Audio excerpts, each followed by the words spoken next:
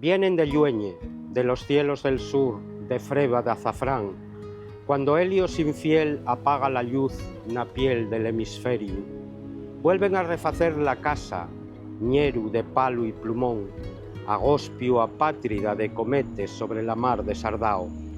Nel vértigo del cantil asómense al universo estrellau de la espluma, cigüeñes en sin señaldad, de blanca memoria, fieles a esta luz salobre. Son elles l'espello onde el viaxeru posará los huellos con poco en foto, pa afirmarse na necia realidad del tránsito efímero de la vida.